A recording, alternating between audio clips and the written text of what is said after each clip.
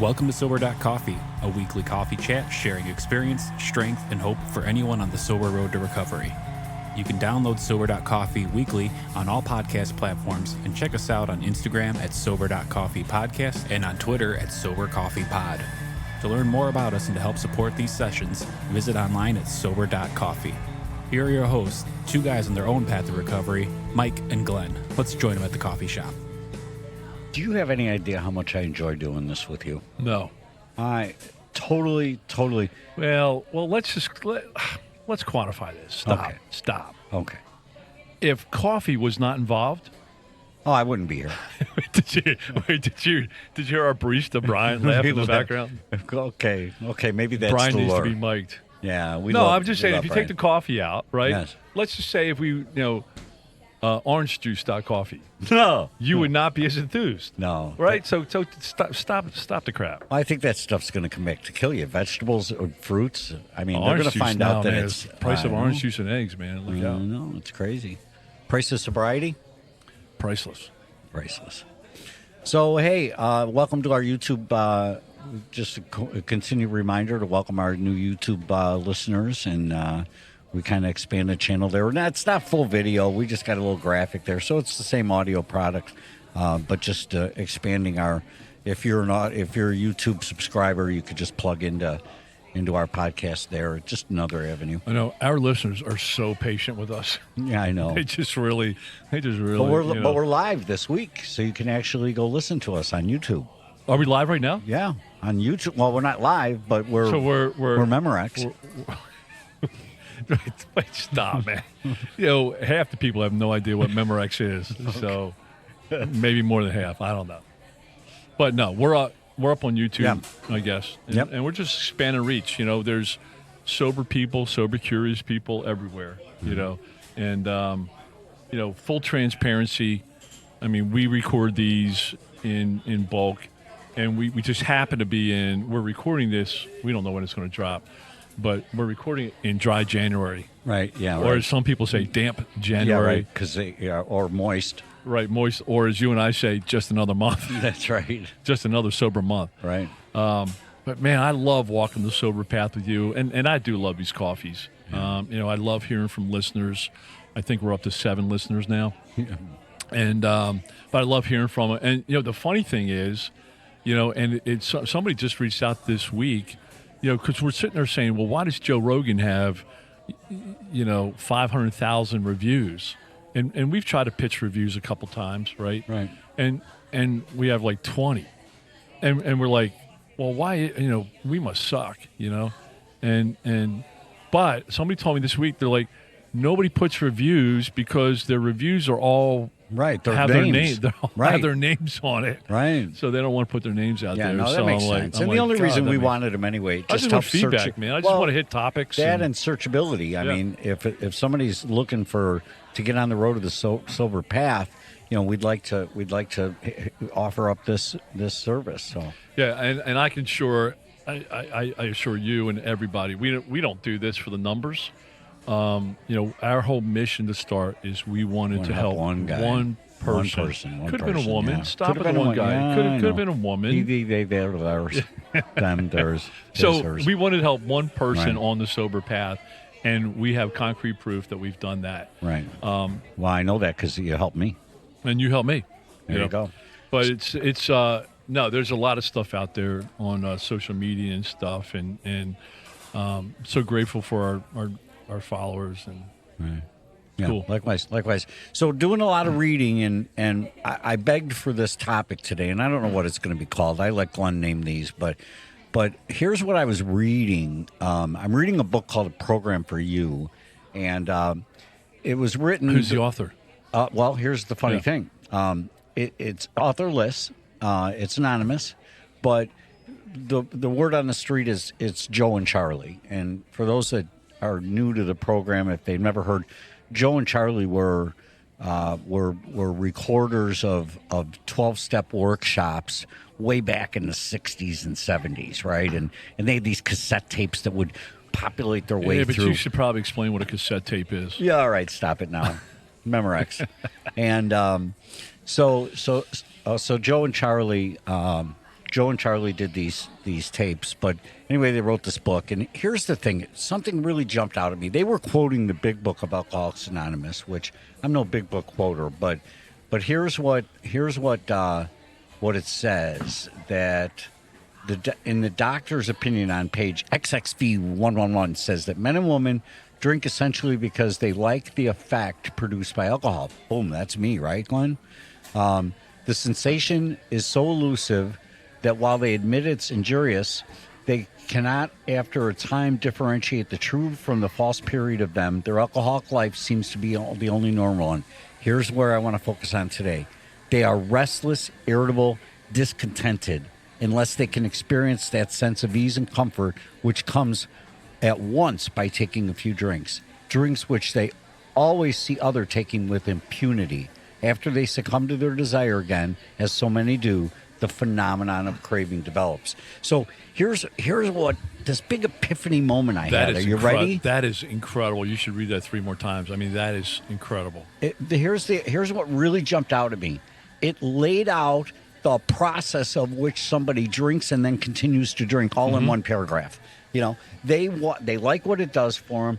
They start thinking it through, right? And every action comes from a thought, and they coddle that thought, and they remember the good times with the alcohol, and they find themselves that without the alcohol, they're getting restless, they're getting irritable, they're getting discontent. Then they take the drink, and then the cravings kick in, and it's Katie bar the doors. You know, it's incredible. And so what I want to park on today is restless, irritable, and discontent. If that's the precursor to drinking, i.e. relapse in my life, I want to spend time paying attention to how to not be restless, how to not be irritable, and how to not be discontent. So I thought that for a topic today, selfishly, because I really want to unpack this, and I want to be able to learn how to manage that obsession.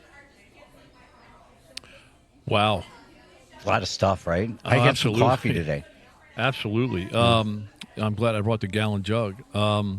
Okay, so when you were, first of all, I love that reading. I think that's worth putting up in the resource room. Second of all, reminds me of the jaywalker story, right? Where the guy goes, he jaywalks, he gets hit by a bus, and he goes back and keeps doing it, right? And outsiders or non-alcoholic people, they just don't understand that, right? Mm-hmm. Why would, if you had the level of consequences, why would you keep drinking, right? I mean, I see that, you know, with people around me, they have a bad day doing X, like I'm never doing that again, right? But so the one thing that I latched onto, and I know for me inside my soul, is alcohol worked for me. Absolutely. Period. It did, but here's the until it didn't. It did until it didn't, and it did repeatedly, only for 5 minutes at a time in my life. That first 5 minutes, I desired that feeling. That was what I chased my whole life. For decades, I chased that first 5 minutes. Does that make sense? Yeah, I totally get that, and I like to say it's like trying to catch lightning twice, right? Right, there you go. It's that. So I can remember my life a couple times where the first 5 minutes. Right. I can remember my last relapse, almost 8 years ago, where this is hilarious, where I consciously, I had a game plan for weeks. I was going to relapse. Thought about it. No, not today. I knew I was going to. And then I finally got a game plan of when I was going to do it, how I was going to do it. And I remember going to the liquor store, and I remember thinking, just call your sponsor, call Timmy.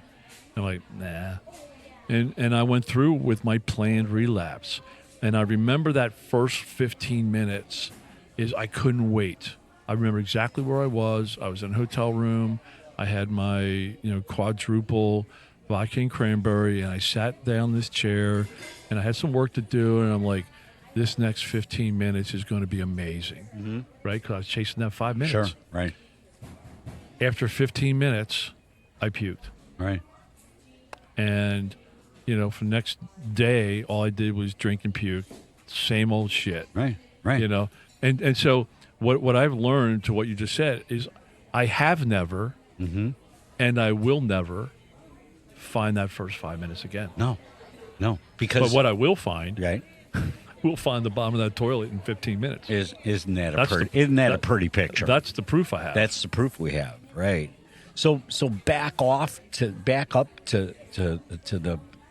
the planned relapse, right? Somewhere, according to this, according to the way I read it, right, it's because you were restless, irritable, or discontent. I mean, let's face it, you were not content with your life. I mean, by definition, you weren't content. Right, so let's categorize that. Right. Because we've talked about relapse, and the 3 stages of relapse, or at least how we've talked about it. There might be 17, I don't know. But how we've talked about it, there's 3 stages. There's the emotional, right? There's the mental, and then there's the physical. And the emotional, I feel, is what we're talking about here. That's right. And that's being restless, irritable, and discontent. That's right. And then there's the mental, right? And that's that's the planning. Right. Here's what I'm going to do. Here's how I'm going to do it. Here's how it's going to feel. Here's the result. Here's blah, blah, blah, right? And then the physical is where you actually, fill up the cocktail and take the drink. So what we're referring to here is absolutely the emotional part where things are off. And it's funny, if it's okay for me to unpack, I can tell you, I can remember back to my level of restlessness, irritability, and discontent. I was really into the AA program. I was resisting some things I had to do in the AA program. I had fear of things coming up. I didn't have the tools. I was, taking antabuse, but, I was playing games with the antabuse. I wasn't being honest. So I had a whole thing. I had a whole bunch of things that were kind of going sideways, And we've talked about on the outside, it looks like, hey, Glenn's Mr. AA going to another AA meeting and sharing, stuff in the AA meetings. Right. But inside, my expectations of where I thought I should be or what I wanted or how I thought things should be going, and that was off. Right. And I love that word off because how do you identify? I don't like being off. No. I didn't like being off. Right. And that's where I would hide from being off. Well, I would escape. Exactly right. So how do you know that you're off with your restlessness? How do you know that you're off with your irritability? How do you know that you're off with your level of discontentness, if that's a word? And what I did, Glenn, this impacted me so much this week that, I said, okay, look, I don't want to relapse, right? So I need to be able to identify if I'm irritable, restless, or discontent. So one of the exercises I did was to go back and look at the opposites, look up the opposites for restless, irritable, and discontent. So because I figure if I could act in the fashion of the opposite, I could defer the reality of the underlying restlessness. So for restlessness, the opposite is calm, quiet, unworried. I heard you talk about fear, right? And composed. So if I don't want to be restless, I need to be calm, quiet, unworried, or composed, right? These are. I can begin to move my body in the ways of calm. If I'm not being calm, then I could be being restless. If I'm not being quiet, if I'm being loud and obnoxious, I'm being restless. If I'm worried about something, I'm being restless, and if I'm not composed, I'm being restless. So irritability. So any thoughts on that? Yeah, so what you're doing for me is you're giving a bunch of words that are very subjective. Okay. Okay. Now, in fact, I'm wrestling with this right now, so I'm just going to give you real life stuff, and I'm just going to show you my diarrhea. So I'm trying to lose weight. I'm watching my blood sugar and losing weight. Right. I have a little blood tester on my work desk that every couple hours I take my blood. Right. I prick my finger. I put in the tester, and it tells me exactly where I'm at. Objective. Love it. Can't mess it, can't influence it, can't interpret the numbers a different way. It is a mathematical scientific calculator that says, Glenn, you're at X right now, right? All that list of words you just gave, there's nothing to do that. I think I believe there is. I believe there's an internal filter. I believe there's an internal barometer that tells me when I'm being calm or not calm. Okay, so I'll challenge you on that. So we use a saying, it's hard to read the label on your own jar. There you go. So there are times, and I love how this program works. There are times, because I'm going through situations now, right, that are very subjective, but I use objective tools to help with the subjectivity, right? So calm, right? Calm could be, like I use, a Fitbit that measures my sleep, that measures my resting heart rate, that measures, right? So I'm using objective tools to help with the subjective term. So I have on my Fitbit, there's a thing called, hang on, I forget the exact word. I'm going to pull it up. There's a thing called stress management score. Oh, I love that. So it measures all kinds of stuff, your sleep, your movement, your exertion, all kinds of stuff, right? It gives you a score, right? So I know objectively when I'm going up and down, up and down. I love this. I know when I sleep well. I get a sleep score every night. I know REM stage. I know deep sleep. I know times awake, restlessness. I know what my oxygen levels are. So I have objective things to help fill in, because, Mikey, I've told you, there's times I wake up and I'm trying to lose weight, right? I feel fat. I feel bloated. I'm frustrated. I walked the 20 steps to my scale. I lost 3 pounds. My feelings on those subjective areas, I can't rely on those feelings. They're just not accurate. But here is what is very accurate, and here's a tool, and I'm cutting into your beautiful notes, but accountability partners. Okay, so what I know is I have accountability partners that I stay connected with and I'm 100% honest with. And you're one of them. And my phone rings. I use you. Business. I got a lot of shit church, going on right pleasure. now. I got a lot of stuff going on, and I ring Mikey. Right? But I ring my sponsor, and I have others in the AA program and in our church group that I stay connected with, and I've given them the permission, and I've also surrendered to them, saying, hey, man, if I'm crapping my pants, will you tell me, right? And you do that, and I love you for it, and my life is better because of it. So my accountability partners are sponsor, Mikey, others in AA and our church group, my wife, and my therapist, because I've started going back to my therapist again. And it's not because things are bad, it's because things are good. That's right. So it's crazy. So I set up these accountability partners, right? So can I give you a real life example? Please. Okay. So growing up, my 2 daughters, when they were growing up, I would buy their love. I would buy their love, and big Christmases, and I hope they don't hear this, because they're going to get a surprise next year. But buy their Christmas. I spend $3,000 each on them, and just crazy, stupid stuff, because I was so empty inside. I felt so empty, and that was my way, because I know I sucked as a dad. But for one day, I was a superhero. King of the mountain, right? Right. So what I've learned through this program is how to have a real relationship with somebody and build a real quality relationship without money, right? So this last Christmas, and let's just, and I'm just guessing here, but approximately, 3 Christmases ago, I spent $200 on each. And then last Christmas, it might have been $350, and this year it was $600, right?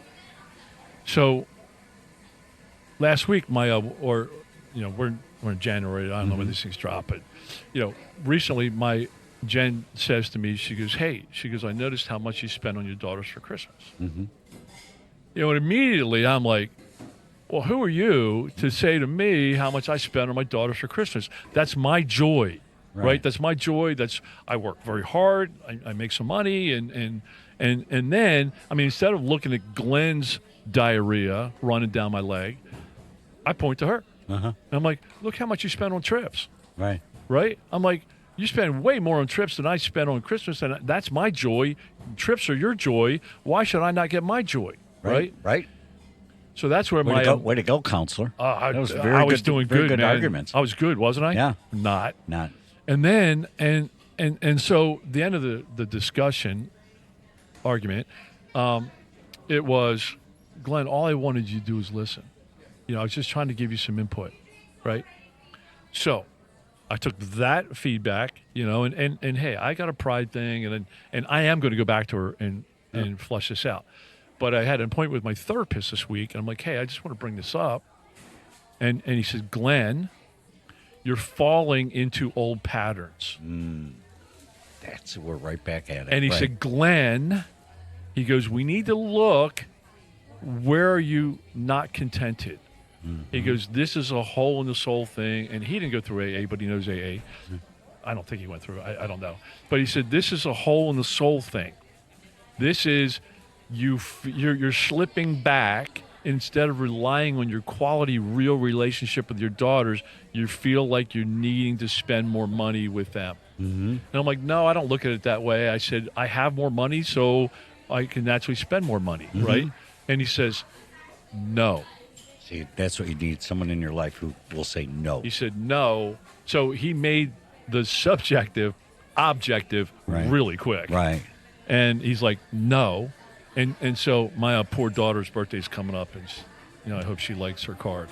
It ain't going to be from Hallmark. It'll be from the dollar store. You know what a Hallmark card goes for these days? Like $7, $8. Yeah, I'm like, man. wait, She's what? going to get the 99-cent one. Yeah, exactly. No, but isn't that what we're talking about here? No, it's exactly what we're talking about. I had no exactly idea what we're talking about. But, you can't read the label on your own jar, so you got to have. And all these words are sweet, sexy words, but they're hard to measure.